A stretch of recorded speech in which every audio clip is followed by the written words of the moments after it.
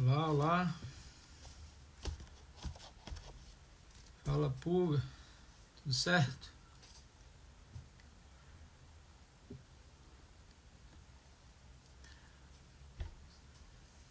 Vamos dar início aí a uma live a respeito da audiência de custódia.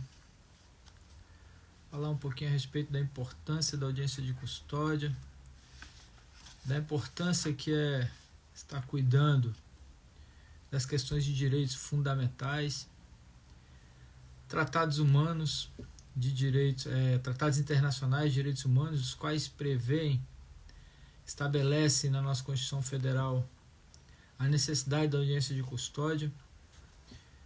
Então eu vou estar falando um pouquinho sobre a estrutura, a proposta, de como que nós podemos estar cuidando em relação à proposta de uma defesa técnica numa audiência de custódia. Na audiência de custódia tudo acontece de forma bem praticamente oral, uma forma rápida. É um procedimento pré-processual, ainda não temos a ação penal. A audiência de custódia ela vem de uma necessidade de se apresentar o preso a um juiz competente. Antigamente se apresentava apenas o auto de prisão em flagrante, por exemplo, para o juiz, e o juiz dali decidia então a respeito da audiência de custódia. Resolvia a respeito das questões de prisão, de manutenção da prisão, ou relacionados ainda sobre as possíveis agressões físicas, integridade física do conduzido. Os tratados internacionais de direitos humanos, dos quais foram inseridos no contexto da nossa legislação interna, principalmente o Pacto de São José da Costa Rica, ele é fundamental para explicar a necessidade da audiência de custódia. Os tratados internacionais de direitos humanos eles vieram já há muito tempo em razão das atrocidades que acontecem, sempre aconteceram durante o período de guerras, principalmente a Segunda Guerra Mundial.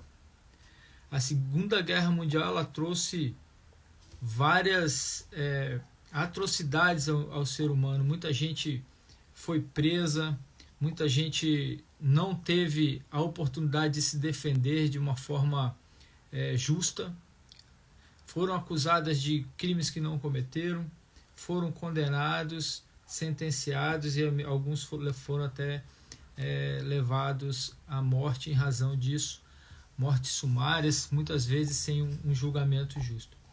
Então, os tratados internacionais eles são nada mais nada menos que um reconhecimento dos direitos da dignidade da pessoa humana.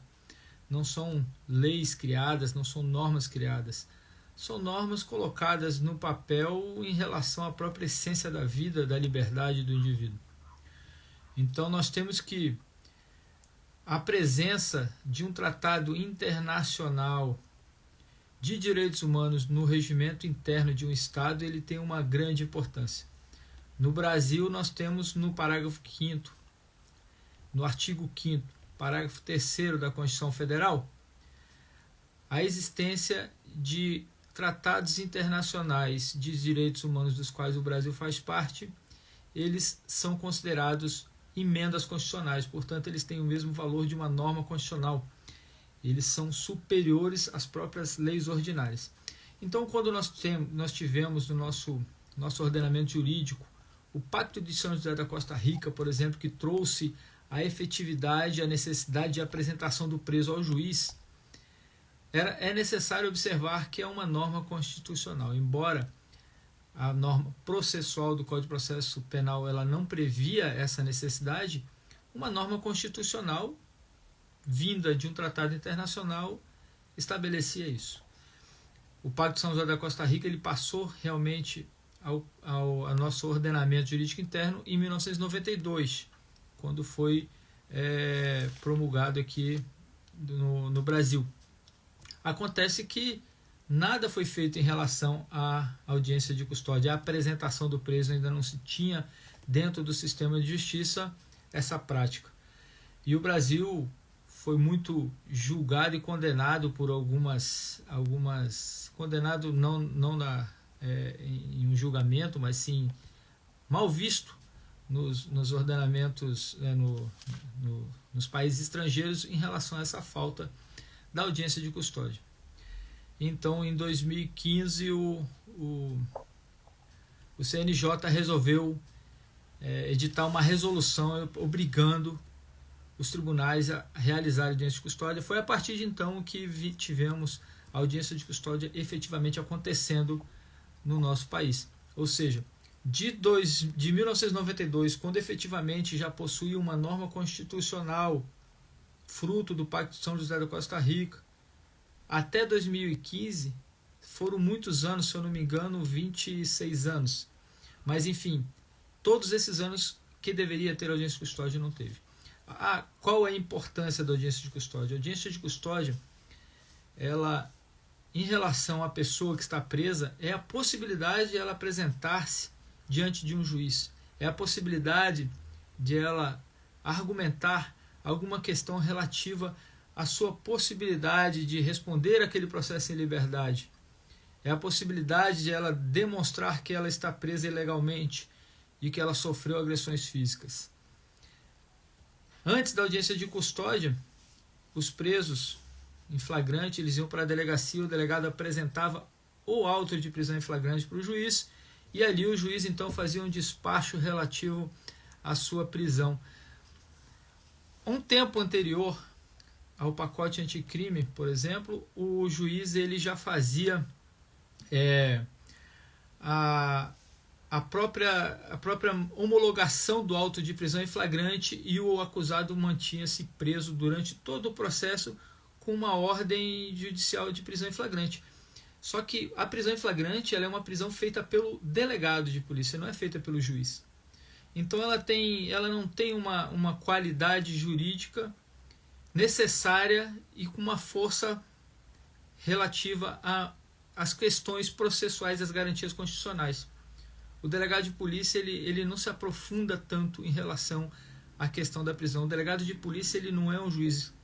E a nossa Constituição Federal estabelece que alguém só pode ser preso por uma ordem judicial ou em flagrante delito, mas essa ordem judicial ela tem que vir posteriormente. Ou seja, é necessário entender que a prisão em flagrante é uma prisão pré-processual, ela é frágil, ela pode ser mantida só naquele momento. Então o indivíduo, quando ele é preso, ele é levado, por exemplo, pela polícia por estar em flagrante cometendo algum delito. Ele é conduzido então para a autoridade policial, que é o delegado de polícia. O delegado de polícia tem 24 horas para preparar esse flagrante, finalizar o auto de prisão em flagrante, então apresentar o auto de prisão em flagrante para o juiz, e o juiz, após receber esse auto de prisão em flagrante, ele tem 24 horas também para realizar a audiência de custódia, determinando a apresentação do preso a ele. Essa é a ocasião da qual nós estamos falando hoje aqui, que eu quero falar e trazer alguns aspectos relacionados à audiência de custódia. A audiência de custódia, portanto, ela tem um caráter de humanizar o processo em relação ao acusado. Antes, o processo muitas vezes corria sem o acusado sequer ter a oportunidade de falar com o juiz até o momento da sua sentença, que a audiência de instrução ela já ocorre em um ato único. É a instrução onde se ouve as testemunhas, interroga o acusado, aí o Ministério Público apresenta suas alegações finais, a defesa suas alegações finais e o juiz profere a sentença em um único ato. Ou seja, o indivíduo ele era apresentado para o juiz apenas nesta ocasião. É claro que na prática a gente sabe que esse ato ele se dividia em vários atos, mas na lei é dessa forma. Então, a necessidade de apresentação do preso na audiência de custódia ela vem em relação às próprias questões relativas à arbitrariedade do Estado, tanto no caso de um flagrante preparado, por exemplo, uma prisão de um crime que não existe, como também em relação à integridade física do indivíduo conduzido, como falado. Aí é importante nós observarmos que ela não se esgota nessa situação. A prisão em flagrante, ela possui vários elementos que podem ser arguidos na audiência de custódia. A prisão em flagrante, ela traz requisitos exigidos no Código de Processo Penal, no artigo 302, dos quais têm que ser demonstrados durante a audiência de custódia. Ou seja, quando o indivíduo ele é conduzido para a audiência de custódia, o advogado ele já tem que ter tido acesso aos autos, ao auto de prisão em flagrante. É muito fácil observar que hoje, num processo virtual, nós temos a possibilidade de um acesso rápido. Então, é muito mais prático hoje em dia, com os processos virtuais, juntar uma procuração via sistema e ter acesso a esse processo. Muitas das audiências de custódia também estão acontecendo de forma por videoconferência, embora o CNJ tenha dito que apenas exceções podem ser dessa forma, mas a grande maioria tem sido desse jeito. Eu particularmente não vejo grandes problemas em relação à audiência de custódia realizada por videoconferência, a não ser, é claro, que eu perceba que tenham uma situação que realmente exija a apresentação do preso. As penitenciárias têm se organizado de modo a realizar a audiência de custódia por videoconferência de forma segura e que realmente demonstre que o conduzido está sozinho na sala, que não está com ninguém mais ali que possa lhe apresentar algum tipo de pressão. Enfim, mas essas seriam as situações. O primeiro projeto em relação à audiência de custódia era de que o indivíduo deveria ser conduzido para o juiz, inclusive por uma espécie de polícia específica para isso. Não poderia ser nem pela Polícia Civil, nem pela Polícia Militar, mesmo que não fosse aqueles que efetuaram a prisão dele, nem também pelos policiais penais, caso ele estivesse na penitenciária. Deveria existir uma polícia específica só para a condução de presos para audiência de custódia. Essa seria uma proposta pelo qual eu pesquisei em relação ao início do que foi feito ainda na fase da resolução 213 do CNJ. São Paulo foi o primeiro país a colocar as audiências de custódia em prática e depois os outros países seguiram o modelo. Na audiência de custódia, portanto, nós temos a apresentação do preso em qualquer tipo de prisão. Isso já está também pacificado e sustentado no STF, que não é apenas prisão em flagrante, é também as prisões temporárias, é a prisão preventiva, é a prisão, inclusive, por dívidas de alimentos. O que eu percebo muitas das vezes é os juízes dizerem que quando se trata de uma prisão preventiva ou de uma prisão temporária, eles não vão tratar a respeito da necessidade ou não da prisão, mas apenas olhar a respeito da integridade física do conduzido, do preso. Eu particularmente discordo disso e acho que tem que ser.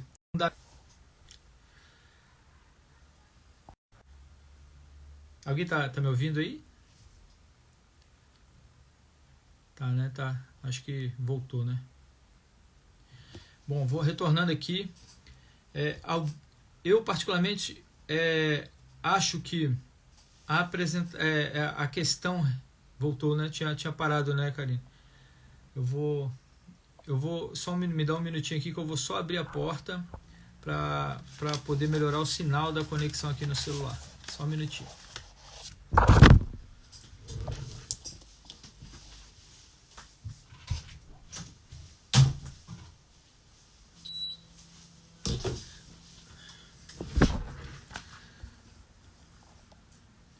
Eu acho que agora melhorou. Tá. Retornando aqui ao raciocínio, em relação da questão dos presos que já possuem um mandado de prisão e são apresentados para audiência de custódia, alguns juízes dizem que eles estão ali apenas para analisar a integridade física e que as questões relacionadas à necessidade ou não de prisão têm que ser discutidas com o juiz que efetuou a prisão ou em relação ao habeas corpus com base na impugnação a respeito daqueles fundamentos do decreto prisional que levou o indivíduo à prisão. Eu discordo nesse sentido e acho que tem que ser colocado, tem que ser manifestado na ocasião que a defesa tiver de se pronunciar na audiência de custódia e dizer que a relação de contemporaneidade do mandado de prisão daquela época pode ter se alterado, pode ter modificado as razões em que estiveram aquela ocasião do mandado de prisão, pode não existir mais. E é por isso que nós temos, inclusive, no artigo 316 do Código de Processo Penal, a possibilidade de revogação da prisão preventiva decretada quando não existirem mais os fundamentos. Alguns juízes, quando não é o mesmo que fez a prisão, o decreto de prisão preventiva, não é o mesmo que está fazendo a audiência de custódia, eles acham que não podem se intrometer na decisão proferida por outro. Isso é um engano. O judiciário, se o juiz está ali para efetuar a audiência de custódia, ele tem que cumprir as determinações da audiência de custódia e ele tem que rever sim a necessidade daquela prisão. Se o outro juiz realmente achar que o indivíduo tem que continuar preso, ele tem que proferir uma nova decisão e justificar com base em novos elementos. Nós temos então que compreender que a audiência de custódia ela possui algumas razões muito mais profundas do que apenas este pano de fundo de apresentação do preso em relação à sua integridade física e a possibilidade ou não de se manter em liberdade. A gente observa que o preso, se for analisar nesse simples pano de fundo, o preso nem vai falar na audiência de custódia, apenas responder algumas perguntas relacionadas à questão se sofreu algum tipo de violência ou não, e também se ele teve alguma espécie de agressão em relação à sua prisão, como também alguma ilegalidade em relação à sua prisão, ou ainda em relação às suas condições sociais. Nesses aspectos é que ele vai falar. Como na audiência de custódia não se discute o mérito, o juiz já alerta ele que ele não tem que falar a respeito das razões que o levaram à prisão, ou seja, o crime, o fato delituoso. Então, esse aspecto é muito importante observar e é preciso ter uma estrutura para que se possa proceder numa audiência de custódia. Essa estrutura ela pode ser uma estrutura feita através de uma anotação básica, um esqueleto que você pode utilizar em todos os tipos de audiência de custódia, porque a gente já sabe como ela vai acontecer, nós já sabemos que o Ministério Público vai se manifestar, o juiz vai abrir a palavra para a defesa e depois o juiz vai decidir. E aí nós temos que trazer todos os aspectos legais, o máximo possível de aspectos de direito para dentro desse nosso pedido, para que então esse pedido ele seja bem fundamentado e o juiz não pode fazer trazer uma decisão que não esteja amparado em uma questão que afaste todas as justificativas trazidas na defesa. Então é bem importante observar isso. Por exemplo, no momento que vai iniciar a sua explanação, o Ministério Público já traz todas as questões relacionadas à necessidade de homologação do flagrante. Ele normalmente vai dizer que o flagrante ele está configurado, que preenchidos os requisitos da lei processual, estão ali no artigo 302, enfim, vai trazer vários aspectos nesse sentido, vai dizer, portanto, que existe a presença do fumus comicis delicti, que é materialidade e indícios de autoria, e por fim ele vai querer justificar a necessidade da prisão do indivíduo com base no periculum in libertatis, ou seja, o perigo gerado pelo estado de liberdade do conduzido.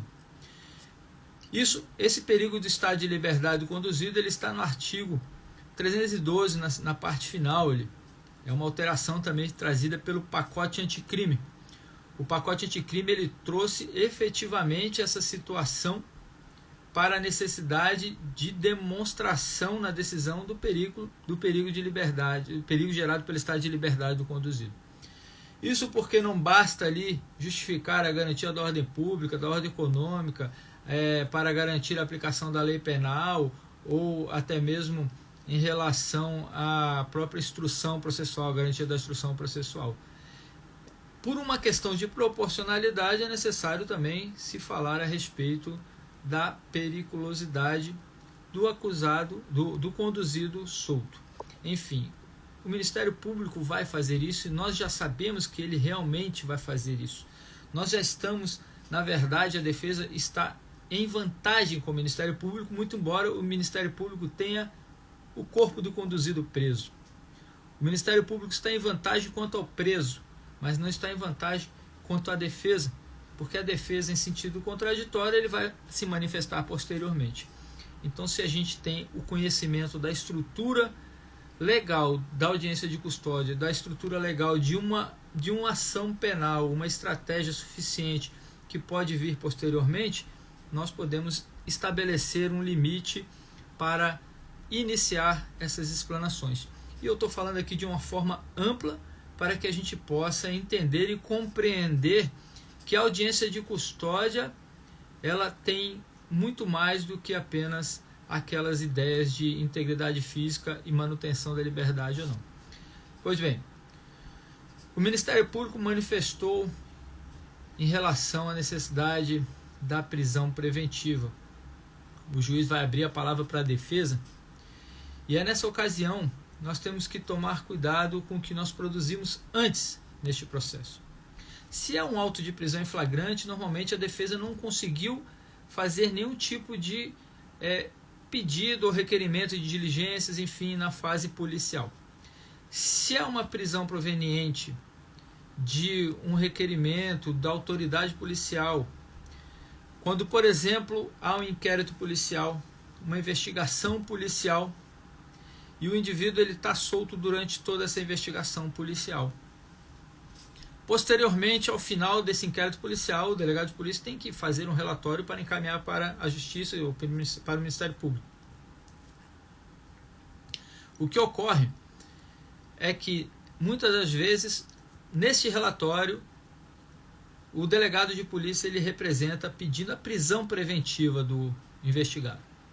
E aí o Ministério Público se manifesta favorável a esse pedido de prisão preventiva e aí então o juiz decreta a prisão preventiva.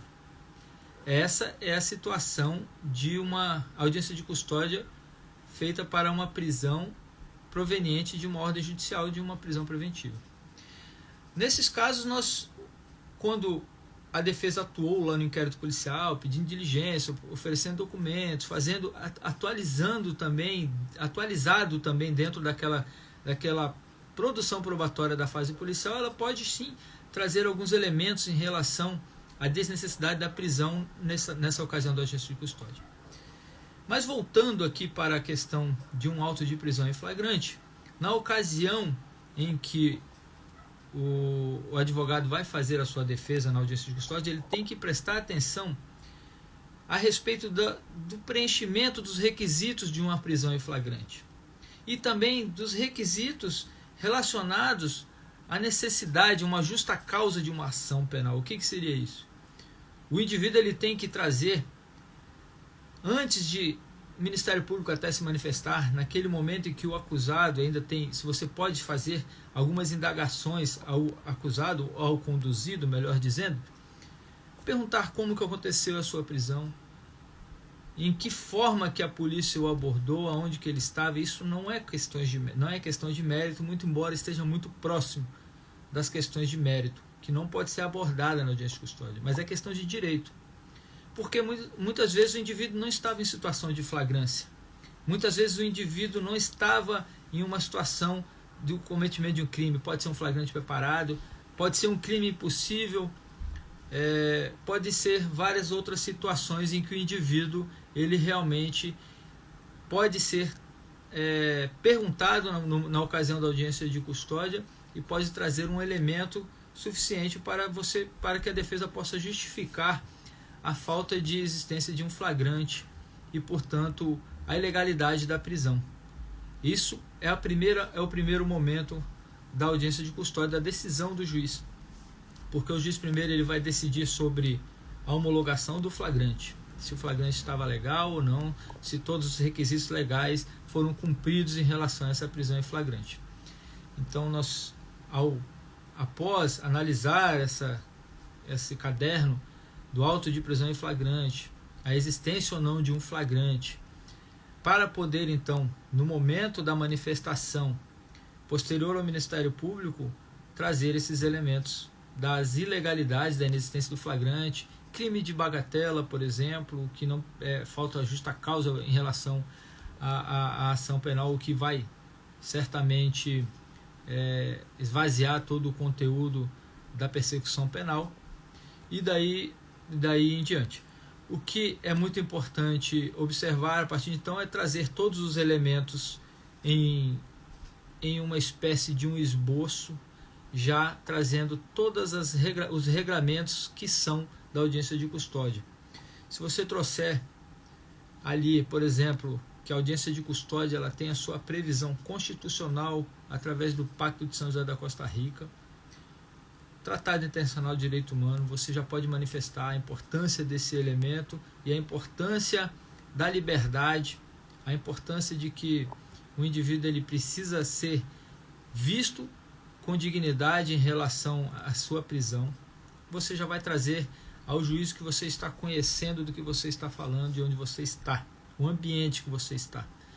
Posteriormente, você vai falar sim a respeito, né, dos motivos pelos quais foram analisados o auto de prisão em flagrante, a existência ou não do flagrante, para você então impugnar uma possível homologação do flagrante. Você vai dizer que esse flagrante não estava dentro dos requisitos, é claro, se possível, né? Existe sim, é claro que nem todas as vezes você vai poder alegar a fragilidade do flagrante, mas há essa possibilidade. Quando, por exemplo, a polícia invade uma casa e prende alguém em flagrante com drogas, sem um mandado judicial, nós temos aí sim uma ilegalidade, não existe o flagrante porque a entrada na casa forçada foi sem um mandado judicial, e o STJ hoje já tem decidido de forma bastante concentrada a respeito disso. Então são algumas questões que têm que ser estudadas dependendo de cada caso concreto. Então você já trouxe ali alguns aspectos relacionados à fundamentação da necessidade da audiência de custódia, depois você vai trazer uns aspectos relacionados à ilegalidade do prisão em flagrante, ou como você pode afastar essa homologação da prisão em flagrante, enfim. Mesmo fazendo essa análise e essa apresentação a respeito da fragilidade do flagrante, inexistência do flagrante, enfim, qualquer coisa, questão de direito nessa fase pré-processual, ou seja, da fase policial do auto de prisão em flagrante, você tem que fazer alternativamente, né, a manifestação também referente à prisão preventiva, ou melhor, da aplicação de medidas cautelares diversas da prisão. E aí nós passamos a dizer que, embora sustentado a falta de uma flagrância, de uma legalidade na prisão, a falta, enfim, todas as questões que forem levantadas nesse primeiro momento, é importante trazer também a respeito de uma forma alternativa e dizer alternativamente em relação ao pedido, né, à prisão, a possibilidade, a manifestação do que estabelece o artigo 310 do Código de Processo Penal, da possibilidade ou não de uma prisão em flagrante, conversão em medidas cautelares, é necessário trazer alguns fundamentos nas seguintes hipóteses, né? E nós temos que o juiz, nesse momento, ele vai trazer alguns elementos de materialidade e indícios de autoria, né? Então a gente sabe que ele vai fazer isso, só que ele vai fazer depois, né? Então a gente sabe que esse é o caminho que ele segue. Vai trazer alguns elementos que estão nos autos, no auto de prisão em flagrante, de materialidade e indícios de autoria. E posteriormente ele vai justificar ali o perigo em libertate, ou seja, o perigo gerado pelo estado de liberdade do conduzido, que está ali no artigo 312, vai justificar com base garantia da ordem pública, necessidade para assegurar a aplicação da lei penal, enfim, qualquer coisa que esteja ali no artigo 312. E nós temos que dizer, antes que já sabendo que a hipótese que o juiz vai trazer é essa, né, imaginando, né, que nós sempre estamos imaginando essa hipótese, com base inclusive no que o Ministério Público já falou anteriormente, é importante já justificar e tentar fazer com que o juiz inverta a sua maneira de decidir. É preciso modificar o pensamento do juiz na sua forma de decidir na audiência de custódia. Porque normalmente ele vai decidir primeiro pela prisão e posteriormente ele vai decidir pela não aplicação de medidas cautelares diversas da prisão. Isso é um erro, inclusive um erro de interpretação da própria lei, porque o artigo 282, parágrafo 6º do nosso Código de Processo Penal, ele deixa bem claro que a prisão preventiva ela é a última medida a ser tomada como medida cautelar. Portanto, apenas se não for possível a aplicação de uma medida cautelar e que esse afastamento seja devidamente fundamentado, é que se aplica a medida cautelar de prisão preventiva. Então, se ele justificar primeiro a prisão, dizer que ele justificou ali que existem os requisitos do artigo 312 e por isso ele aplica a prisão, e logo na sequência o que ele fala que uma vez aplicada a prisão eu não aplico medidas cautelares porque não são suficientes. Ou seja, ele esvaziou aquela necessidade de transbordar as possibilidades de aplicação de uma medida cautelar. Então nós temos que, na hora de se fazer a apresentação da fundamentação do pedido de aplicação de medidas cautelares, dizer que essa fundamentação tem que ser feita antes da própria decretação da prisão, que o juiz esvazie todas as circunstâncias e possibilidades de aplicação de medidas cautelares diversas da prisão. Isso porque, mesmo que presentes todos os requisitos do artigo 312 em relação à possibilidade de uma prisão preventiva, é o perigo in libertate, ou seja, o perigo gerado pelo estado de liberdade do conduzido é que vai definir se ele tem que ficar preso ou se ele tem que cumprir alguma outra medida cautelar diversa da prisão. Ou seja, é necessário que seja demonstrada uma proporcionalidade em relação à necessidade dessa prisão.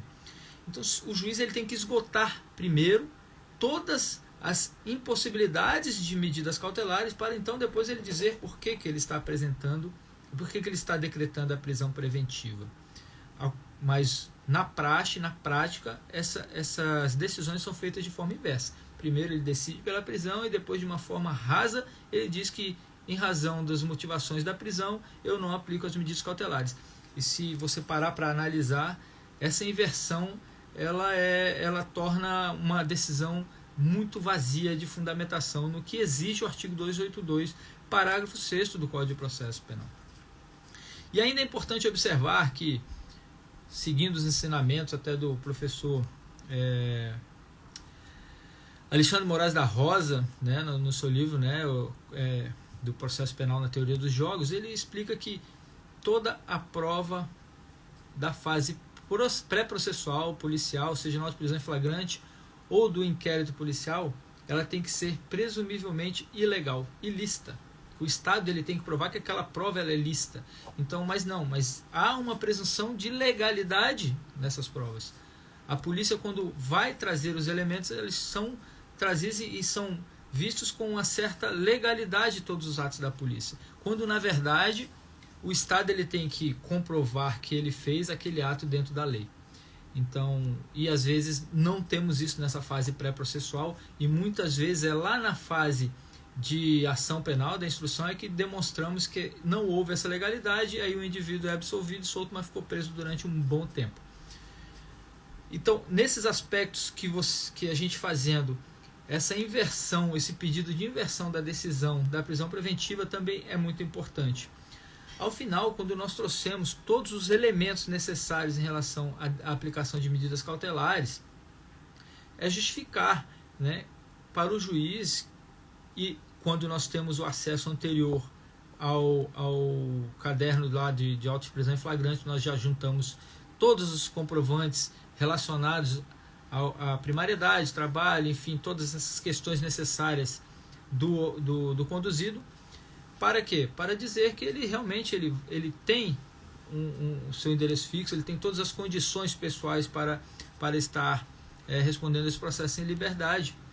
E ainda assim, se não tiver isso, tem que usar uma fundamentação a contrário sensu. Por quê? Da mesma forma que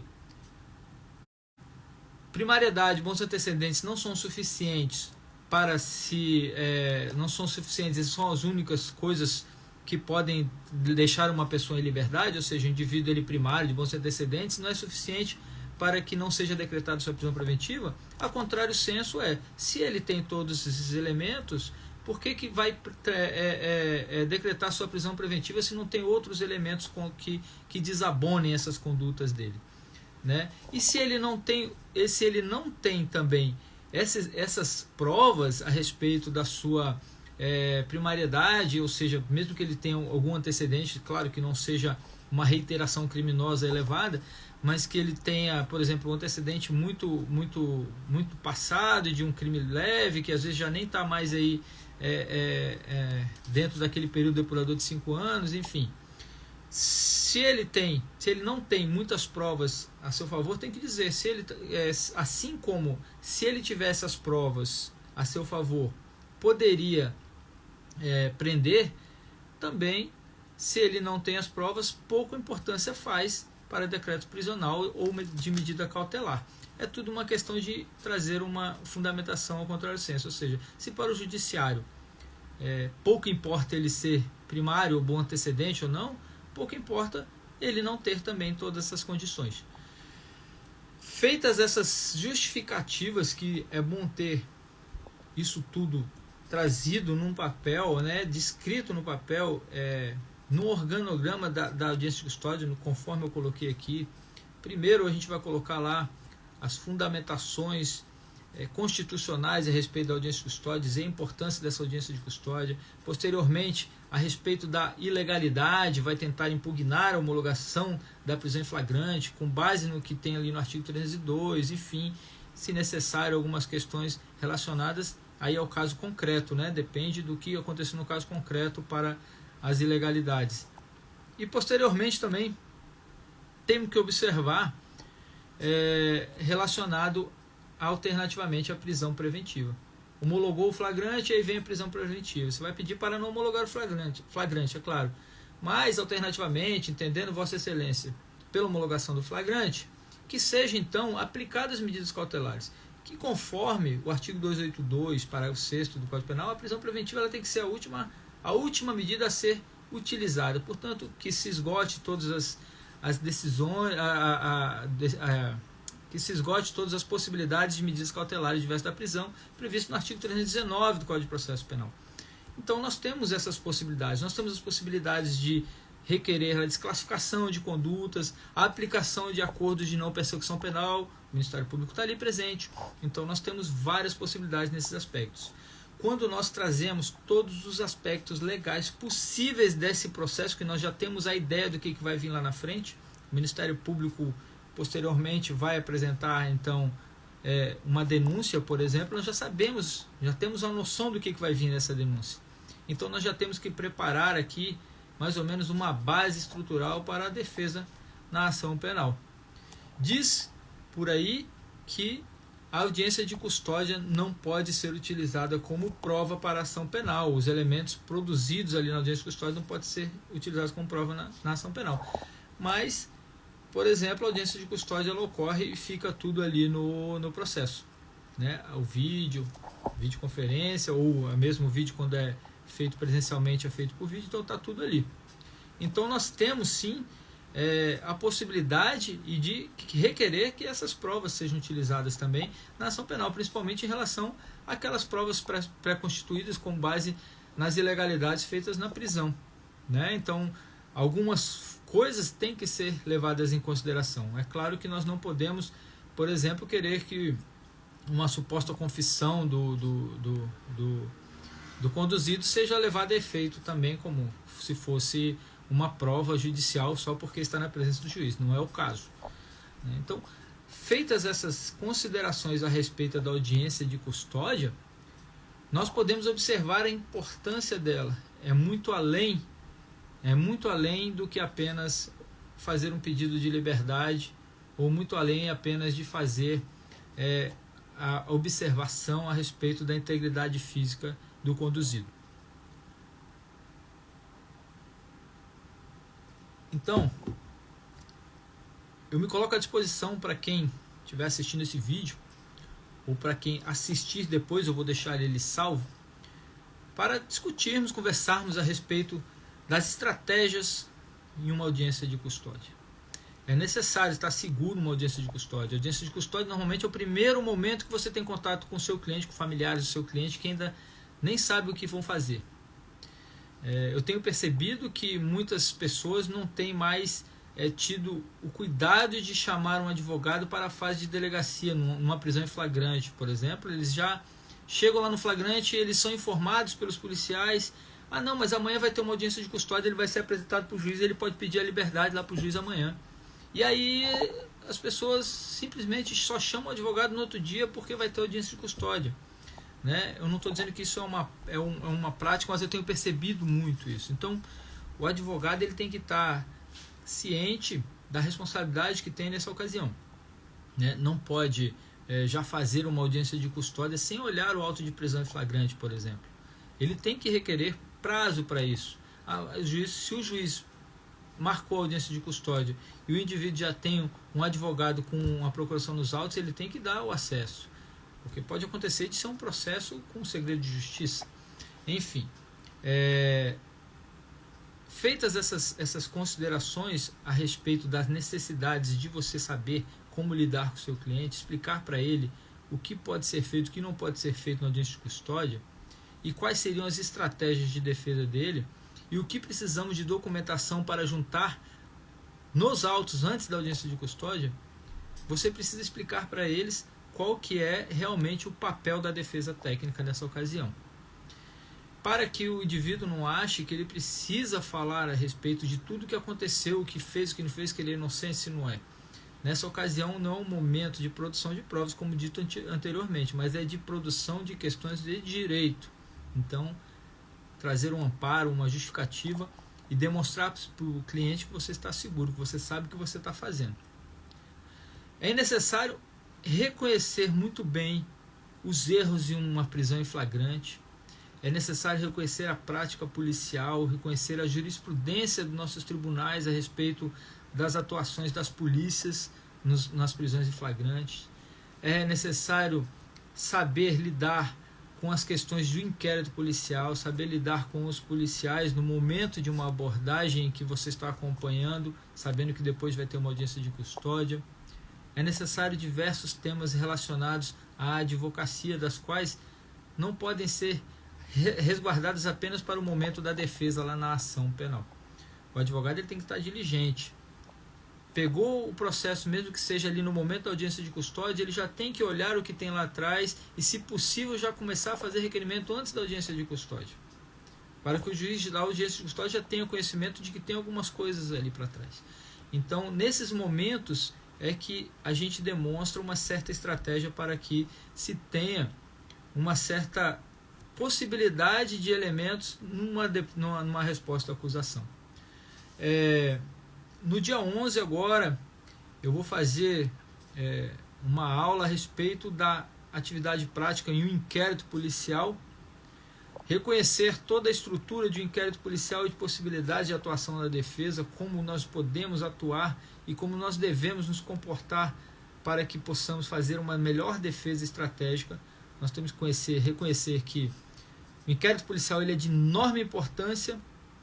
A polícia tem que ser uma polícia imparcial, ou seja, a polícia de investigação, o delegado de polícia, os investigadores, ou seja, a investigação tem que ser imparcial, e nós temos que ter um certo molejo para lidar com essas situações. Tem que saber como fazer os requerimentos, como que eu vou fazer, se eu vou ficar só olhando, se eu não vou, o que está acontecendo, está tendo algumas ilegalidades, o que eu faço se está tendo algumas ilegalidades? O que eu quero para o meu cliente? Será que o meu cliente deve falar? Será que ele não deve falar? O que ele pode falar? Então nós temos que reconhecer que a atividade do advogado ele já começa lá na fase em que o acusado ou o conduzido, o investigado, já tomou conhecimento daquela investigação contra ele. O inquérito policial é de enorme importância para que se possa produzir elementos de qualidade para uma ação penal ou não ação penal, como eu costumo falar. O Ministério Público vai receber os elementos daquele processo na forma como a autoridade policial envia.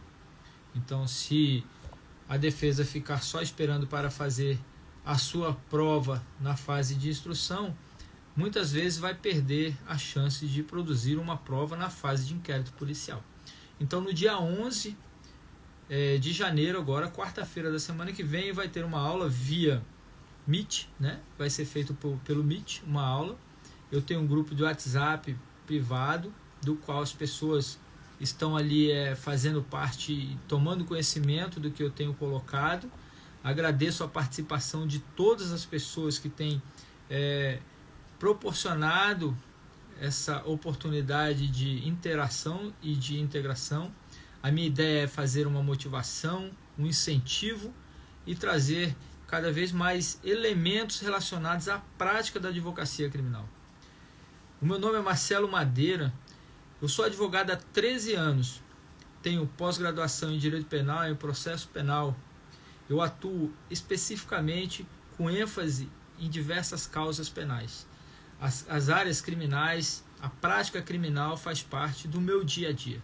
Portanto, eu quero compartilhar com vocês a todo momento, dentro do meu grupo de WhatsApp, dentro desse grupo privado que eu falei de WhatsApp, que está ali no meu history, e eu gostaria de trazer para você todas as minhas possibilidades de auxílio, principalmente para quem gosta da atividade da prática criminal, para quem curte apenas por curiosidade, mesmo que não seja da área criminal, para ser um entendedor, no mínimo para ter um pouco mais de substrato nas suas discussões do dia a dia, para não ser uma pessoa alienada e conduzida pelas nossas informações da mídia, para que possa ter um pouco mais de elementos para o seu dia a dia, para se conduzir até mesmo quando for chamado numa delegacia, por exemplo, ainda que como testemunha. Eu quero trazer também informações para as pessoas que são estudantes de direito, que não sabem ainda o que se faria se fosse na área criminal. Muitos pensam que eu vou defender bandido, vou defender aquilo. Não, eu não defendo o mérito da questão, não defendo o que o cliente fez, eu defendo efetivamente aqueles fatos que estão trazidos na investigação, na ação penal. É isso que o advogado criminalista vai fazer, é a aplicação da lei, da norma constitucional. E também, por fim, trazer uma divisão de conhecimentos, digamos assim, né? Um compartilhamento de conhecimento com advogados também já experientes. Então, agradeço para todos, muito obrigado aí, né, por estar parabenizando. Essas são as primeiras lives que eu tenho feito em 2023, é a primeira live, mas eu já fiz uma aula no final do ano passado sobre audiência de custódia e, como eu falei agora, dia 11, a respeito do inquérito policial, já sempre com visão do próximo passo, né? Então nós vamos trabalhar isso, vamos trabalhar também auto de prisão em flagrante, vamos trabalhar as técnicas de uma resposta à acusação, né, de uma defesa prévia, as técnicas de que nós podemos utilizar para já prevendo o futuro do nosso processo, o futuro do sucesso do processo, para que o seu acusado, o seu cliente, o acusado, o conduzido, ele obtenha a melhor performance possível dentro daquilo que a gente tem em mãos. Ok? Obrigado, pessoal. Esta live vai ficar salva no meu Instagram, tá? E eu agradeço a todos vocês, peço que compartilhem para que a gente possa alcançar mais pessoas com o mesmo objetivo que a gente. Tchau, tchau, pessoal. Obrigado, Karine.